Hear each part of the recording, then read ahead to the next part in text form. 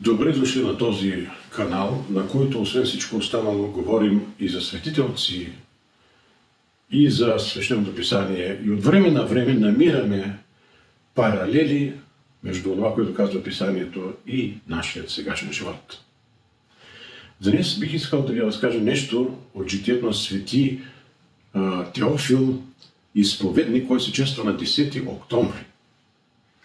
Когато бил на 13 години, той тайно напуснал дома на баща си и майка си и отишъл в манастир. Родителите му не знаели къде е той. След като прекарал 3 години в манастира, той бил постриган за монах. Родителите му разбрали къде се намира техния син и отишли в манастира и тук постъпили много благоразумно. Те видяли, че синът им вече е поел този път на монашеския живот, избрал си го е и той не е бил лош път, е бил благороден път. Бил е в добра среда, в добро общество. Затова те не се опитвали да оговарят сина си да се върне в своя дом, но успяли да убедят игумена и братята на манастира да изпратят Теофил заедно с още няколко монаси, за да основат нов манастир, който се намирал близо до техния дом. Това е ситуация, при която едната страна печели и другата страна печели. Теофил не бил отклонен от пътя в живота, който бил избрал, и в същото време и родителите му били доволни, защото синът им бил близо до тях. И тъй манастирът бил построен.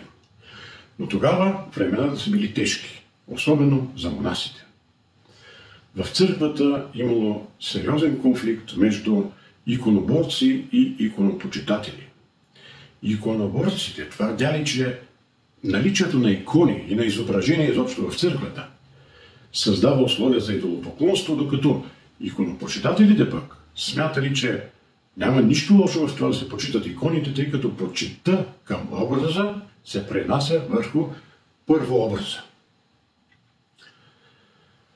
По това време, по времето на свети Теофил, държавната власт заела страната на иконоборците и много иконопочитатели пострадали.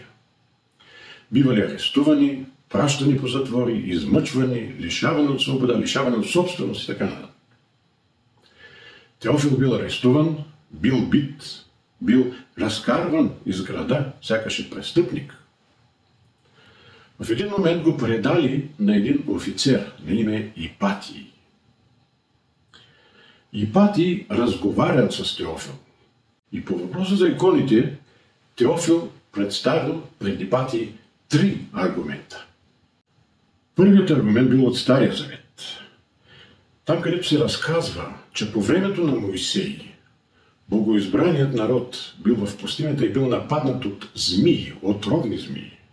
Хората масово измирали. Тогава Моисей направил от мед едно подобие на змия.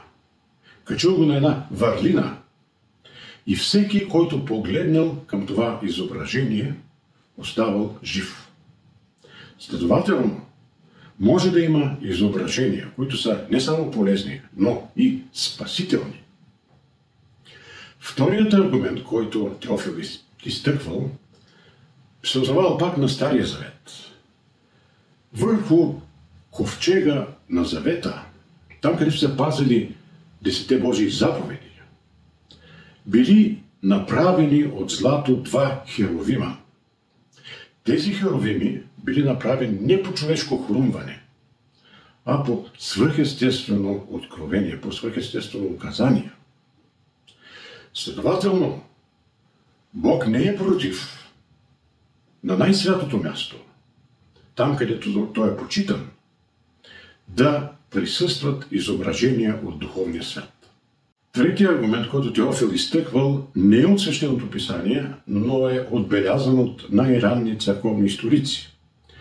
По времето, когато Господ е бил на земята, в Едеса управлявал един цар на име Авгар.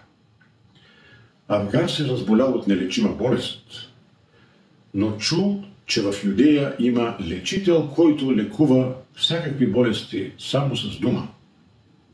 Тогава той изпратил писмо по куриер, по пратеник до този лечител. Когато Господ прочел това писмо, той измил лицето си с кърпа и образът му се отпечатал върху тази кърпа. Дал кърпата на пратеника, пратеника се върнал при цар Авгар и когато Авгар погледнал пратената му от този лечител кърпа, той се излекувал от болестта си и от този момент нататък започнал да почита това изображение. Това изображение се счита за първата икона на Господ Исус Христос, направена естествено по свръхестествен начин. И Патий се убедил в разумността на аргументите, представени му от Теофил. Но аз тук искам да направя едно малко отклонение. Забелязали сте в днешно време, че има една силна тенденция при конфликт, особено голям конфликт, всяка страна да демонизира другата страна. Всяка страна да казва за себе си: ние сме ангели, а уния, които са против нас, са демони и дяволи. В този момент житието на този светец ми дава повод да кажа, че измежду уния, които представят себе си за ангели, има и дяволи, а измежду уния, които биват представени за дяволи, има ангели. Такъв ангел е бил този Ипатий по отношение на Теофил.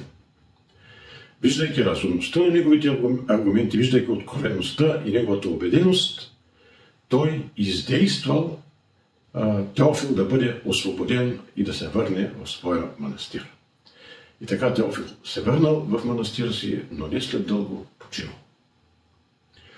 По молитвите на свети Теофил: дай ни, Господи, мъдрост в живота, дай ни сила да преодоляваме изпитанията и препятствията, които срещаме, и дай ни разум да използваме подходящи аргументи, когато защитаваме убежденията си.